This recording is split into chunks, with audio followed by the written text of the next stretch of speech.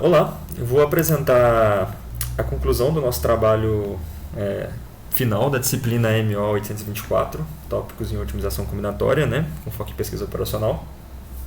E o nosso trabalho a gente propôs resolver, através de um algoritmo memético, o problema de planejamento de manutenções em redes de transmissão de energia elétrica.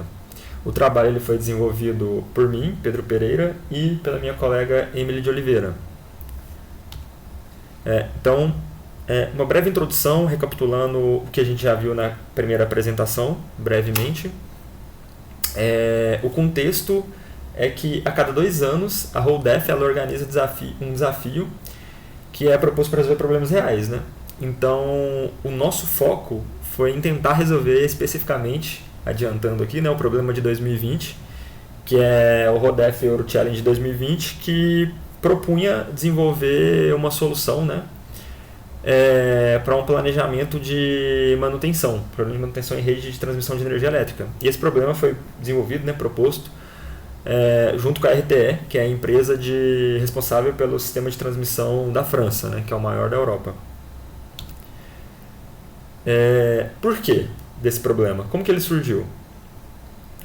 A RTE, por ser uma empresa que opera as redes de transmissão, é de responsabilidade dela a manutenção e o mantimento da rede, né? Então, por vezes ela precisa fazer manutenções preventivas, e essas manutenções pode ser necessário que se desligue a rede ou pode ser que não. Quando não acontece de desligar, eles chamam manutenção em rede viva, e aí tem um risco associado, e quando precisa desligar também, obviamente, tem um risco associado. E como eu disse, essas interrupções planejadas, por mais que elas sejam planejadas, elas vão impactar na confiabilidade do sistema. E aí esse impacto ele pode ser medido em termos de valores de risco. E aí que entra o nosso problema. A gente quer criar um planejamento de manutenção em rede de transmissão de maneira que a gente minimize o risco para o operador da rede, né? Esse risco ele é em termos monetários. Então a gente quer fazer com que ele corra menos risco possível e consiga fazer todas as manutenções preventivas ali na rede. Na primeira apresentação a gente não mostrou a função objetiva, as instruções, né, o modelo. E aqui a gente não vai focar também no modelo, porque o modelo ele não é muito pequeno e gastaria um bom tempo explicando o modelo, mas ele está no documento. E, né, se necessário, a gente depois pode explicar especificamente o modelo, mas o foco agora vai ser na metodologia que a gente utilizou para resolver. A gente propôs lá atrás utilizar o algoritmo memético para resolver o problema, porque a gente achou que seria talvez interessante das metodológicas que a gente viu ver como que o algoritmo genético ele se comportaria se eu aplicasse alguma estratégia de busca local ali para tentar melhorar esses indivíduos. E aí mais para frente eu vou dizer depois se isso foi ou não uma boa ideia, né? Se isso deu certo ou não, quando a gente chegar na parte de resultados. Mas basicamente, passando rapidamente pelo pseudocódigo do algoritmo memético, a gente vai gerar uma população, né? Uma população inicial. E aí a gente vai ficar repetindo o laço até que o critério de parada seja atingido. Enquanto ele não for atingido, a gente vai criar uma nova população, vai fazer a atualização dessa população, vai verificar o fitness ali, né? Se está tendo uma convergência, se a gente está convergindo, aí a gente restarta a população, né? Se a gente ficar estagnado, na verdade, né? Num tipo de indivíduo ali no mínimo local, a gente restarta e a gente vai fazendo isso até terminar, até a gente atingir um critério de parada. E aí a gente retorna o menor fitness, né? Nesse caso eu estou dizendo o menor fitness porque o fitness ele é em termos da função objetivo, né? E a função objetiva ela está querendo minimizar o risco, então a gente minimiza o menor risco, né? Que é um risco médio por todos os cenários, mais um excesso de risco esperado, né? Que eu vou falar mais para frente. Está detalhado no modelo, mas isso é importante também para a gente entender o problema que a gente quer resolver, né? A gente quer minimizar esse risco. Então vamos por etapas em cada uma daquelas funções ali, né, do algoritmo memético. Geração da população inicial. Um indivíduo ele vai ser um vetor de tamanho i, onde cada posição i indica o tempo de início TI da intervenção I. Então o vetor ele vai ter o tamanho da quantidade de intervenções que eu tenho para alocar no horizonte de tempo, e cada índice desse vetor vai ser o tempo de início da intervenção I. Né? Simples. E cada indivíduo gerado, ele é gerado escolhendo cada posição I, um tempo TI do horizonte de tempo de início da intervenção HI. Mais para frente eu vou dizer como que quais foram os problemas que a gente teve nessa parte de gerar os indivíduos da população inicial e qual foi a estratégia que a gente utilizou para tentar contornar esse problema para instâncias maiores, né? Mais desafiadoras. Geração de novas populações.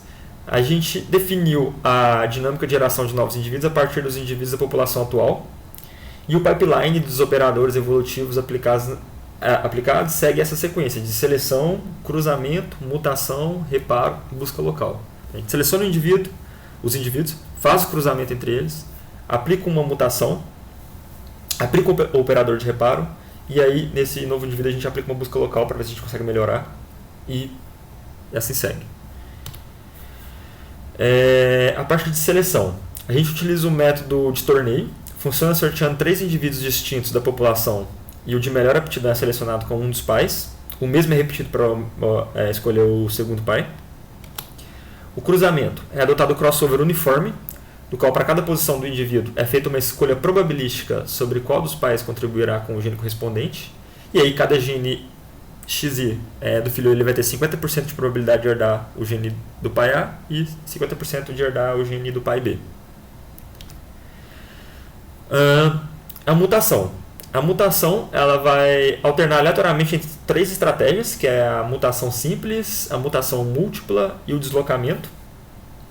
A mutação simples ela vai alterar o tempo de início de uma única intervenção para um valor aleatório dentro de um intervalo permitido. A mutação múltipla ela vai alterar entre 2 e 4 intervenções de forma independente, escolhido de maneira aleatória. E o deslocamento ele vai aplicar o mesmo deslocamento entre menos 3 e mais 3 unidades de tempo a todas as intervenções, preservando o padrão temporal da solução. É importante, nesse tipo de estratégia, a gente aplicar um operador de reparo. A gente mexe nos tempos das intervenções, então, para garantir a viabilidade básica do novo indivíduo, a gente precisa corrigir essas possíveis violações após essa etapa de cruzamento e mutação. Então a gente realiza esses ajustes no tempo de início de cada intervenção, assegurando que o tempo inicial esteja dentro do intervalo permitido. Né? Então a gente faz esse reparo, porque não faz sentido eu manter esses indivíduos que não sequer respeitam os tempos de início das intervenções na população, porque ele vai estar violando a restrição. Então não faz sentido. E aí a gente entra numa das etapas principais do algoritmo memético, que é aplicar a busca local. Para a busca local, a gente vai aplicar ela numa fração dos melhores indivíduos da nova população. Então a gente vai basear em 2 tipos de movimentos principais, que é o deslocamento, shift, e a troca, swap. O deslocamento ele vai alterar o tempo de início de uma intervenção em até 3 unidades de tempo para frente ou para trás. Então, é simples. E a troca é uma operação relativamente simples também. A gente vai realizar a permutação dos tempos de início entre 2 intervenções distintas. Então a gente seleciona 2 intervenções distintas e faz a troca dos tempos de início. A gente alterna entre esses 2 tipos de movimento conforme o progresso da busca, e a busca ela é limitada por um tempo máximo de 3 segundos ou por 100 interações sem melhora, retornando o melhor indivíduo encontrado.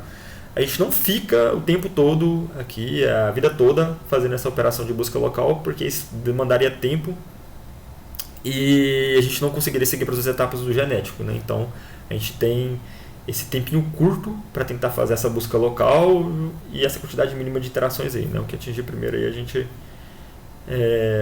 segue. O porquê que eu atingir primeiro?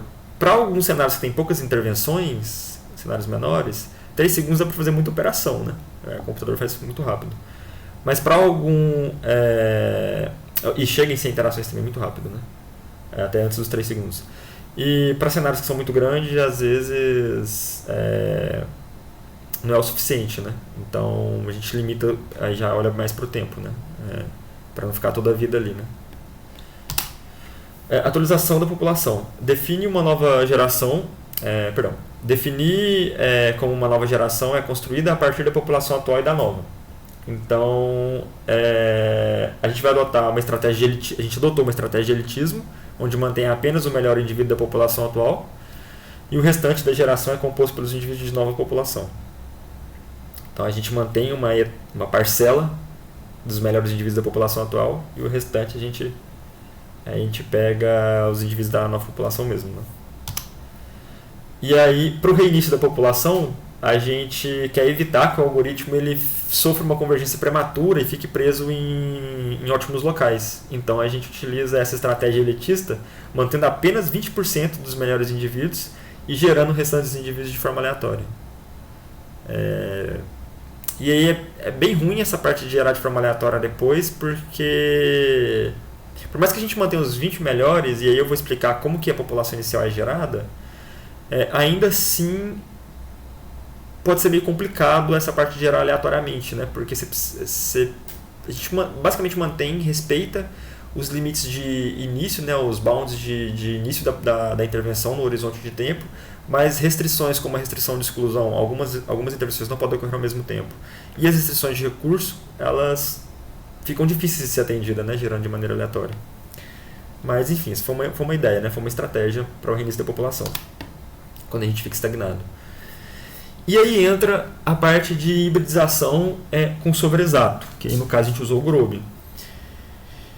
Por que a gente fez isso? Porque quando a gente começou a trabalhar no problema, a gente viu que para as instâncias menores, uma população maior, a gente até conseguia encontrar algumas soluções factíveis para o problema. O problema foi quando a gente começou a trabalhar com instâncias maiores. E aí, com essas instâncias maiores, só o genético com busca local, né, o memético, aplicando operadores de reparo, não era suficiente para sequer construir um planejamento, né, nesse horizonte de tempo que fosse factível. Violava bastante restrições. Então aí a gente optou por utilizar o Grobe. O Grobe ele vai gerar um pool de soluções para a gente, com 30 soluções factíveis. E a gente manteve a população em 50. Por que 50? Não é muito grande, a gente sabe que não é uma população muito grande, mas porque a gente vai ter cenários, situações onde é muito grande o horizonte de tempo, a quantidade de intervenções é muito grande e são cenários que são muito restritivos. Então, população muito grande, ele gastava muito tempo avaliando os indivíduos e demorava a encontrar uma boa solução. Então a gente optou por manter em 50, de maneira que a gente teve 30 por esse pool de soluções do Grobe e 20 de maneira aleatória. Porém, vale ressaltar que para algumas instâncias do conjunto B, onde às vezes era um pouco mais difícil de encontrar a solução, esse pool de soluções, né? Quando não dava 30, quando o Grobe não conseguia retornar, a gente setou o Grobe para rodar por 5 minutos. Quando ele não conseguia encontrar esse pool de soluções, esses 30 em esses 5 minutos, a gente complementava ali o restante de maneira aleatória também, né? Para manter 50 indivíduos na população. Então, experimentos computacionais. A gente rodou os experimentos para 3 conjuntos, conjunto A, B e C, cada um com 15 instâncias, totalizando 45 instâncias. Aqui a gente tem as características das instâncias do conjunto A, onde a gente tem, na primeira coluna ali, né, depois do nome das instâncias, a gente tem a quantidade de intervenções, a quantidade de recurso disponível para fazer essas intervenções, o horizonte, né, de tempo que eu preciso alocar essas intervenções. A gente tem... já eu volto para o que seria esse valor do meio aí, né? Esse média do meio. Mas a gente tem a quantidade de exclusão, que é o E, que é a quantidade de exclusões. A gente tem a média de tempos de cada intervenção, né? Duração de cada intervenção. E voltando para o do meio, porque eu tinha esquecido na hora da apresentação, é a quantidade média de cenários, né, que a gente tem. Então a gente tem também lá os dois últimos, que é o tal e o alfa. O quantil, né, o tal utilizado para o cálculo do quantil, e o alfa ele é um peso que é utilizado na função objetivo para o cálculo do risco. Então o alfa ele vai ficar como 0,5 para todas as instâncias, e o tal ele vai variar, né, de 0,5 até 0,95. Beleza. Então a gente percebe que para algumas instâncias, como do conjunto A, como a instância 1, 3, 4 e 6, a gente tem apenas um cenário, né? Então vai ser as instâncias mais fáceis que a gente vai ter para resolver.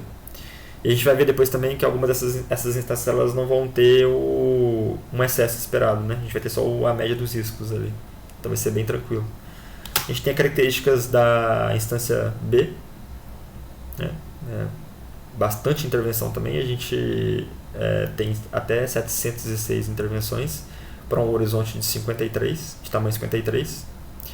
E uma quantidade de 1.192 a 1.377 exclusões, né? Essa restrição de exclusão ela dificulta ainda mais o problema, né? Porque aí eu não posso alocar alguns conjuntos de intervenções para começar ao mesmo tempo. Isso dificulta bastante.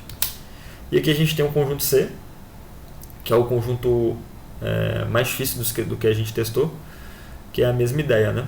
A gente tem de 89 até 706 intervenções, o horizonte de tempo variando de 53 a 300, e a gente tem uma quantidade média de cenários variando, né? De 51 até 192, né? Beleza. E qual foi os resultados que a gente obteve? A gente percebe que para a instância A, aqui a gente tem um risco médio, que é a primeira parcela da função objetivo, o excesso esperado, que é a segunda parcela da função objetivo, o objetivo encontrado pelo Gurobi. O objetivo encontrado pelo Gurobi, ele considera apenas o risco médio, porque a gente desconsiderou do Gurobi a parte do excesso, que é a parte excesso de risco, que é a parte que dificulta, né, dá mais dificuldade para o problema. E a gente tem o objetivo total, que aí calcula normalmente. E o melhor objetivo conhecido, que foi os resultados da competição, né? A gente pegou no site da Rodef. Para as instâncias do conjunto A, a instância 1, 3, 4 e 6, como eu disse, a gente não tem acesso esperado. Então o valor objetivo que a gente encontrou é o valor que o Gurobi encontrou, né? Que é o valor ótimo, né? O melhor valor que tem ali encontrado. Então a gente teve uma diferença percentual de zero. Para as outras instâncias, e aí tanto para as outras instâncias do conjunto A quanto da B e da C, todas a gente tem acesso. E aí todas o Gurobi vai retornar um valor que não considera o excesso, então aí a gente entra com o memético para poder fazer o refino dessa solução. Um ponto muito interessante aqui é para a instância A2, que a gente teve uma diferença percentual de 71%, e a gente imagina que isso tenha acontecido porque ela é uma das instâncias que tem o maior valor de excesso de risco, e pode ser que a população gerada ali, a gente ficou meio que preso num mínimo local, e mesmo com os operadores de reparo, né, de reconstrução da população, mesmo assim não foi suficiente, né, no prazo de 15 minutos sair desse mínimo local. Então a gente gerou uma solução que é factível, porém muito ruim, né? O objetivo nosso ficou em 7.989,7, e o melhor objetivo, né, o risco foi de 4.671,37. Então todas as soluções que a gente encontrou são factíveis, porém nesse caso que a instância A2 ela teve um valor bem ruim. Para a instância B, aí vai variar, mas a gente percebe que o memético ele tem bastante dificuldade, o problema ele fica muito difícil, e aí a gente vai variar de 2,57% a diferença percentual até 45,52%. Então variou bastante e não foi um desempenho legal, né? Mas a gente consegue perceber que o memético ele representa ali o objetivo total, a coluna de objetivo total.